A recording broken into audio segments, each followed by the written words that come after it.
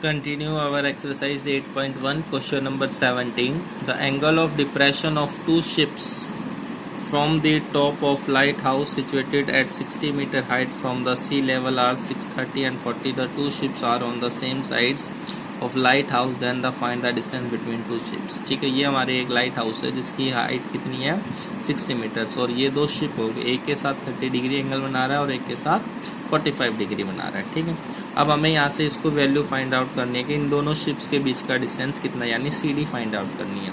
तो in triangle A B C, A B upon B C किसके equal हो गया 1045 के, और ए बी की वैल्यू कितनी है 60, बी सी फाइंड आउट करनी है, 1045 हो गया 1, तो बी सी किसके इक्वल हो गया 60 डिग्री के। ठीक है, अब ये बड़े वाला ट्राइंगल ले लेंगे। In triangle A B D, A B upon B D is equal to 1030, A B और बी डी को लिख सकता हूँ D C plus B C, यानी कि 60 अपॉन डी सी प्लस 60, क्योंकि बी सी की वैल्यू आई 61 अपॉन रूट 3, तो डी सी कितना हो गया 60 रूट 3 माइनस 60, यानी इसमें से हम लोग क्या कर देंगे माइनस कर देंगे। 60 रूट 3 माइनस 1, और इसकी वैल्यू कितनी होती है रूट 3 की वैल्यू 1.732 माइनस 1, यानी 60 इंटू 0.732, तो इन दोनों की मल्टीप्लाई करेंगे तो कितना आएगा 43.92, तो यानी दोनों शिप्स के बीच का जो डिस्टेंस आया वो कितना आया 43.92 metre. Question number 18, a 1.5 metre tall long boy stand on the same distance away from 30 meter high building. When he moves towards the building, the angle of elevation from his eyes becomes 62 from 30 degree. Find how much distance he covered. अब कहता है हमारे पास एक लड़का है जिसकी height है 1.5 metre और एक पूरी बिल्डिंग है 30 मीटर। जब वो वहाँ से चलता है, खड़ा था तो 30 डिग्री, कुछ डिस्टेंस चलने के बाद उसका एंगल कितना बन गया 60 डिग्री। अब जिस लड़के की हाइट 1.5 है तो एंगल किससे बन रहा है उसकी आई से, तो इसको हम उस टोटल ऑफ हाइट बिल्डिंग की हाइट में से 1.5 माइनस कर देंगे तो रिमेनिंग बिल्डिंग की हाइट के साथ कितना एंगल बना रही है वो 30-60 डिग्री बनाना है, लेकिन हाइट ऑफ बिल्डिंग कितनी है 28.5, तो यही बात हमने लिखी।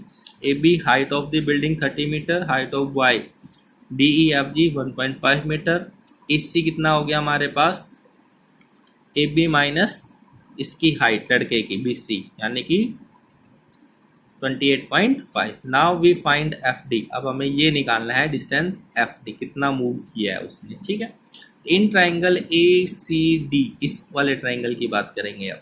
इन triangle A C D, A C upon D C is equal to 1060 और 28.5 कितनी है ए सी, डी सी पता नहीं, 1060 की वैल्यू रूट 3, तो डी सी किसके इक्वल हो गया 28.5 अपॉन रूट 3, तो रैशनलाइज कर देंगे तो 28.5 रूट 3 अपॉन 3 से ये कैंसिल होके हो गया 9.5 रूट 3।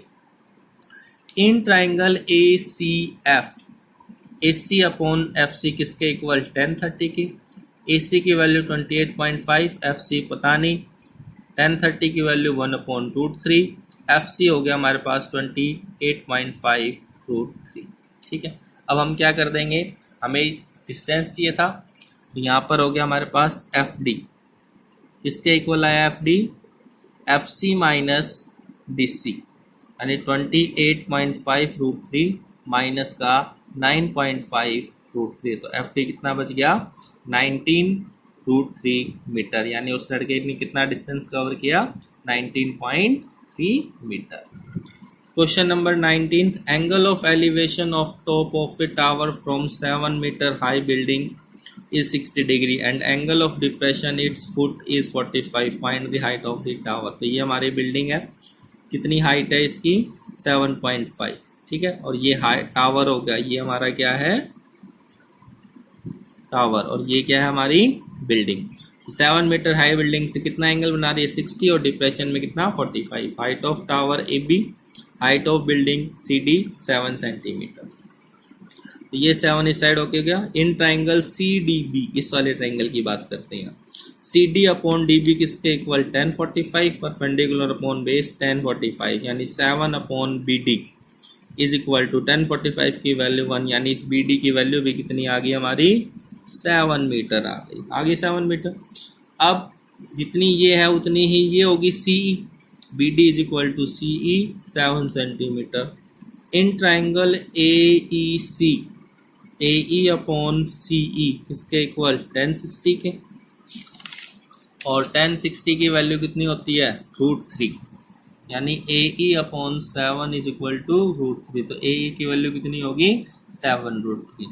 तो total height of tower A B किसके इक्वल हो गया A E plus F B, यानी 7√3 प्लस 7, तो 7 कॉमन, √3 प्लस 1 मीटर। ठीक है, यहीं तक आंसर है, मैंने पॉइंटों में निकाल दिया है। Question number 20, from the top of A hill in east side of 2-point angle depression 30 and 40, the distance between 2 points is 1 kilometer, then find the height of the hill। अब इस हिल की हाइट निकालनी है। एक 2 पॉइंट है, दोनों के बीच का डिस्टेंस है 1 किलोमीटर, जो हिल्स के साथ कितना डिस्टेंस बनाते हैं 30 एंड 45। तो हाइट ऑफ हिल हमने मान ली ए बी, जो कितनी है h kilometre. In triangle A B C, A B upon B C, देखो A B upon B C किसके इक्वल आया 1045, यानी H upon B C equal to 1। B C भी किसके इक्वल हो गया 1 के, यानी कि ये कितना हो गया एच किलोमीटर ही हो गया। अब बात करते हैं बड़े वाले ट्राइंगल की। In triangle A B D, in triangle A B D, A B upon B D किसके इक्वल 1030, यानी h अपॉन बी डी को हम लिख सकते हैं D C plus B C किसके इक्वल 1/√3 के। h अपॉन डी सी कितना है 1, बी सी कितना है h, और 1/√3 क्रॉस मल्टीप्लाई कर दो। √3h equal to 1 plus h, √3h minus h is equal to 1। h की वैल्यू होगी यहाँ पर √3 माइनस 1। आप लोग सीधा यहाँ पर √3 की वैल्यू 1.73 करके डिवाइड कर सकते हो, मैंने रैशनलाइज करके इसकी वैल्यू निकाल रखी है। 1/√3 माइनस 1, इसको रैशनलाइज कर देंगे √3 प्लस 1/√3 प्लस 1, तो √3 प्लस 1/3 माइनस 1 2, और √3 की वैल्यू होती है 1.73 प्लस, यानी 2.732/2 कितना हो जाएगा 1.36, यानी हाइट ऑफ हिल कितनी आ गई 1.366 kilometre. The angle of elevation of a cloud from a point 20 meter above the lake of a point A is 30 degree and the angle of depression of its reflection from point A is 60. Then find the distance of cloud from point A। ठीक है, तो ये हमारा एक cloud है, ये हमारी lake है, और इसके ऊपर 20 मीटर पर एक कोई पॉइंट है जिससे हम क्लाउड को देखते हैं। एंगल कितना बनता है 30। उसी क्लाउड की पानी के अंदर, लेक के अंदर परछाई दिख रही है जो सी डैश है, उसके साथ हमारा कितना एंगल बनता है 60 डिग्री। तो ठीक है, ये लेक थी, ये पॉइंट। तो जितना क्लाउड लेक से ऊपर होगा उतना ही क्लाउड लेक से नीचे होगा, इस बात को ध्यान रखना है बस। C is cloud which h metre above the lake, point A is 20 metre above the lake. तो यहाँ से बी सी कितनी हो गई सी डी माइनस 20। ठीक है, सी डी माइनस 20 होगी भाई। सी डी कितनी मानी थी हमने h माइनस 20, ये मान रखी है ना h ये रीस। तो यहाँ से हमें क्या मिल गया D C dash is equal to C D dash. ये बात बताएं, जितनी क्लाउड लेक से ऊपर होगा उतना ही क्लाउड लेक से नीचे होगा, ये हमें उसकी परछाई, इसको ध्यान रखना है। तो डी सी डैश भी कितना हो गया h metre. In triangle A B C, इस ट्राइंगल की बात करते हैं, तो h अपॉन यानी कि B C dash B C upon A B इसके इक्वल हो गया 1060। ठीक है भाई, B C dash upon A B, तो ये है हमारी, ठीक है, बी सी डैश, ये है ना बी सी डैश किसके इक्वल ए बी के। तो यानी 20 plus H upon 20 plus H upon A B किसके इक्वल √3। तो ए बी कितनी होगी 20 प्लस एच अपॉन √3। ठीक है, इन ट्राइंगल ए बी सी, अब इस वाले ट्राइंगल की बात करते हैं, ऊपर वाले की कितनी होगी ये B C upon A B 1030। B C कितनी है h माइनस 20, और ए बी कितनी निकाले 20h, 20 प्लस एच अपॉन √3 किसके इक्वल 1/√3 के। यहाँ से मिल गया हमें ये √3 कहाँ चला जाएगा ऊपर, √3 h minus 20 upon 20 plus h किसके इक्वल 1/√3 के। क्रॉस मल्टीप्लाई कर दिया, root three H minus 20 plus H, ये हो गया 3h minus 60 is equal to 20 plus H. 3h minus ये h इस साइड आके और ये 60 इस साइड आके प्लस का, तो h की वैल्यू कितनी आ गई 40। Distance of cloud from point A in AC, ये पूछी थी अब हमसे, ये पूछी थी AC, अब इसको निकालेंगे। इन ट्राइंगल इसमें BC upon AC, BC upon AC कितना बन जाएगा sine 30, 40 minus 20 upon AC, 20 upon AC, sine 30 की वैल्यू 1/2, तो AC कितना हो गया 2 इंटू 20 यानी कि 40 मीटर। तो ये क्लाउड उस पॉइंट से कितनी दूरी पर है 40 किलोमीटर की दूरी पर है, ठीक है। From question number 22, from a point on a bridge across a river, the angle of depression of the bank in opposite sides of the river are 30, 45. Find the bridge of height and the width of the river. ये हमारा bridge है, ये हमारी river है। इस bridge को इस river से कितना ऊंचा है, ये 4 मीटर। AD/DB यानी हमें AD और DB मिल जाए तो हम इस विड्थ ऑफ रिवर को बता सकते हैं। तो ये हमारी विड्थ है रिवर की, यही बात हमने यहाँ लिखी। Width of river AB, bridge height 4 metre from the bank, DP हमारी कितनी होगी 4 metre, 4 metre. Angle of the depression of the bank of opposite sides of the river are 30 and 45 in triangle ADB। अब देखो इस triangle की बात करते हैं, इन ट्राइंगल ADP, ADP कितना हो गया AD upon PD, AD upon PD किसके इक्वल कोट 30 की, और कोट 30 की वैल्यू कितनी होती है √3, तो AD अपॉन 4 किसके इक्वल √3, तो AD किसके इक्वल हो गया √3 इंटू 4 यानी कि AD कितना हो गया 4√3 metre. In triangle PDB, BD upon PD कितनी हो जाएगी कोट 45, BD अपॉन 4 कोट 45 1 यानी BD की वैल्यू कितनी होगी 4। विड्थ ऑफ रिवर AB, क्या थी width of river AD plus DB, तो AD प्लस DB की वैल्यू कितनी निकल गई 4√3 प्लस 4 कॉमन √3 प्लस 1, ठीक है। इसमें वैल्यू रख दी 1.73, 4 इंटू 2.73 कितना हो गया 10.928 मीटर, ठीक है। ये था हमारा क्वेश्चन नंबर 22। क्वेश्चन 23 देखिए, a person on the deck of the ship is 10 metre above the water level. He observed the angle of elevation of top of hill is 60 degree and angle of the depression of the base is 30 degree. Then find the distance of the hill from the ship and height of the hill. अब हमें यहाँ से बताना है कि जो हमारे पास distance है हिल का उस शिप से कितनी दूरी है और उस हाइट ऑफ हिल की क्या है। तो ये हमारी हिल होगी सीधी, ये हमारी बोट होगी जिसके ऊपर आदमी डेक पे आदमी जो खड़ा है, इससे एंगल कितना बना रहा है टॉप के साथ 60 डिग्री और हिल के बॉटम के साथ 30 डिग्री हिल के साथ, ठीक है। यही बात बतानी है हमने। CD is height of hill, ship away from the hill is BD। तो इन ट्राइंगल ABD, जो हमारा ट्राइंगल था ABD, ये वाला triangle ABD, AB upon BD किसके इक्वल हो गया 10 30 के, यानी 10 upon BD is equal to 1 upon √3, BD कितनी आ गई 10√3, यानी ये जो शिप है इस हिल से कितनी दूरी पर है 10√3 मीटर की दूरी पर है। तो एक आंसर आ गया हमारा। तो जितनी BD है उतनी ही AE होगी, तो BD is equal to AE 10√3। In triangle CEA, इसकी बात कर लेते हैं। In triangle CEA, CE upon AE किसके इक्वल 1060 के। CE की वैल्यू नहीं पता, फाइंड आउट करनी है। AE पता है 10√3 और 1060 की वैल्यू √3, तो CE हो गया 10√3 इंटू √3 यानी कि 10 इंटू 3 यानी 30 मीटर। अब हमसे हाइट ऑफ हिल पूछा था, हाइट ऑफ हिल इन दोनों का सम हो जाएगा, वही लिखा height of hill CE plus ED यानी 30 प्लस 10 40 मीटर। तो हाइट ऑफ हिल कितनी हो गई 40 metre. Question number 24, a vertical straight 320 meter breaks due to the strong wind in such a way that its top touches the ground, makes angle 60 degree with the ground and it will from the ground break √3 की value. ये हमारा पेड़ था। एक ground से ही हमने मान लिया कितनी दूरी पर टूट गया, h डिस्टेंस पे टूट के नीचे गिर, ये टॉप इस पे टच हो गया। पूरी हाइट दे रखी है 12।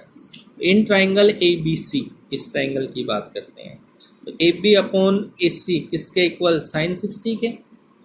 तो ए बी कितना है h और ये कितना है 12 माइनस एच, क्योंकि पूरी हाइट ऑफ ट्री कितनी थी 12 और साइन 60 की वैल्यू √3/2, क्रॉस मल्टीप्लाई कर देंगे, 2h is equal to √3 12 minus h, तो 2h किसके इक्वल 12 √3 माइनस √3h, इसको इस साइड ले जाएंगे, ये हो जाएगा हमारे पास 2h plus √3h is equal to 12 √3, h की वैल्यू हो गई 12 √3/2 plus √3।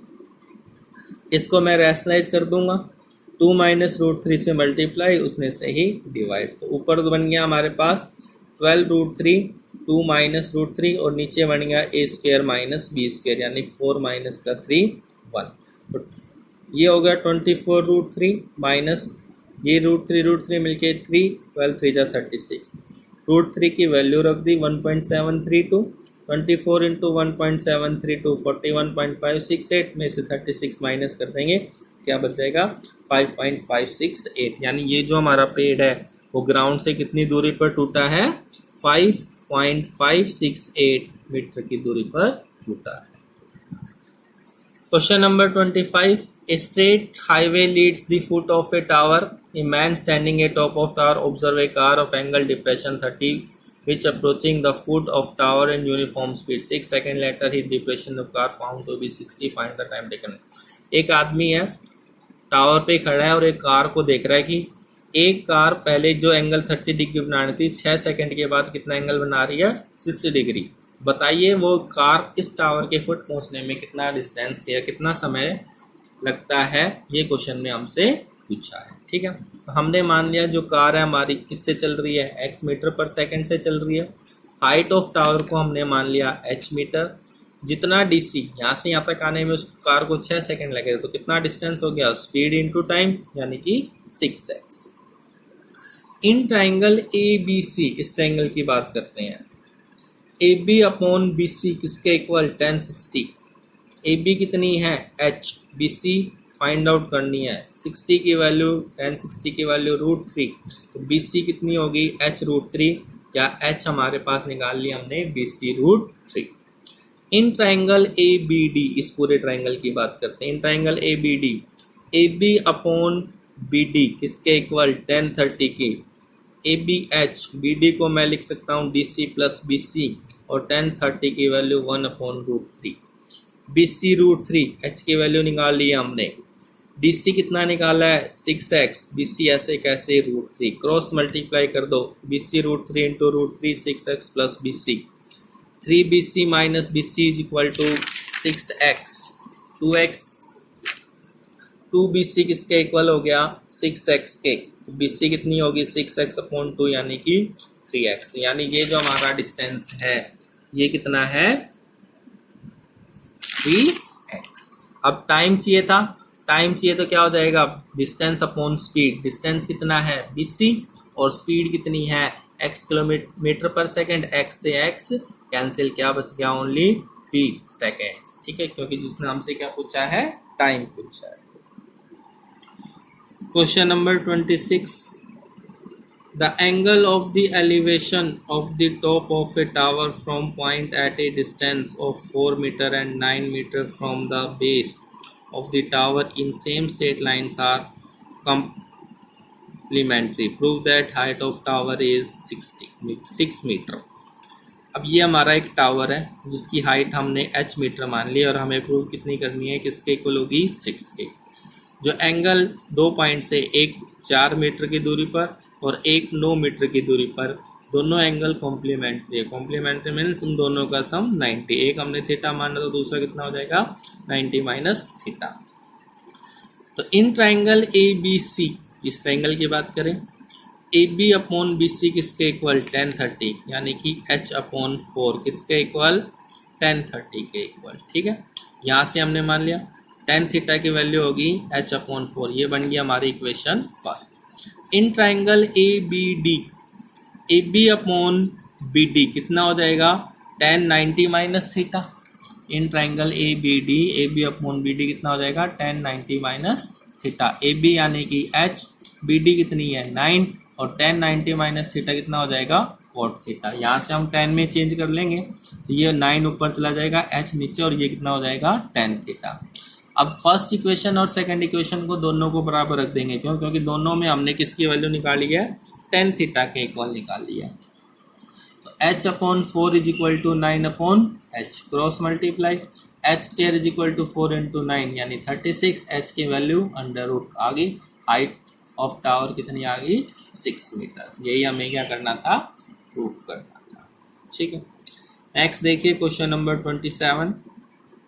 A tower and a building on a opposite sides of the road situated on the angle of depression from the top of a tower of roof base building 45 and 60 degree of the height of the building to find the height of the tower। ठीक है, ये बीच में road है, एक तरफ building है एक तरफ टावर है।